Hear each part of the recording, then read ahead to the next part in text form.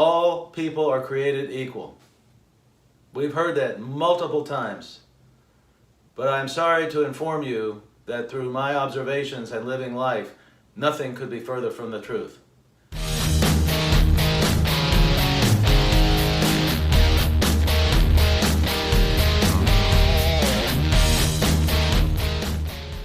Ladies and gentlemen, welcome to another of the series of videos by the Blue Collar Psychiatrist. How many times have you heard, quote, all people are created equal? We've heard that multiple times. But I'm sorry to inform you that through my observations and living life, nothing could be further from the truth. You don't believe me? I suggest that you go to the closest mall in your area this coming weekend. I invite you to look around. Tell me that everybody looks the same. Tell me that everybody is equally attractive. Now, attractiveness is subjective, I understand that. But we know that certain people have a greater degree of universal attractiveness than others. So you cannot tell me that we're all equal in terms of our looks. That a lot of that is genetic. We have no control over that. So right away, even from the standpoint of appearance, facial appearance, body habitus, we're not alike. We're not even close to being alike, other than having the same amount of organs and eyes and ears and nose and mouth. But other than that, how about some of them are tall, some of them are very short, some of them are rotund, some of them are very, very skinny.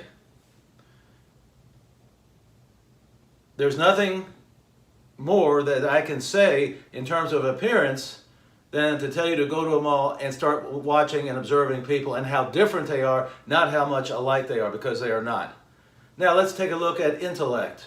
Intellect. Ask any teacher who's got his or her eyes open. Ask him or her if all the students are the same. Ask him or her, that is the teacher, if they're all of the same intelligence. I think you know what the answer is. The answer is they are not. Some are just gifted. There's no other way to put it. They are gifted intellectually, while others are average, which is the most of them, and some of them are way below average. Now, there are other factors involved. It could be the environment in which they grew up in, but we're talking about basic intellectual functioning. Not only that, even in terms of the group that is functioning high on the intellect list, some are gifted in certain areas, but not in others. So there's even a variance there. But the idea that we're all equal sets up a false premise that if we try hard enough, that if we meditate, that we can all be the same. And that is not absolutely true. That is not true in any way, shape, or form. It puts pressure on children who believe this. One day I heard a young boy, I would say he was about 7, asking his father, said, "Dad, you know, I practice and practice and practice basketball, but I'm never as good as Johnny, and Johnny doesn't really practice that much." And the kid was in tears.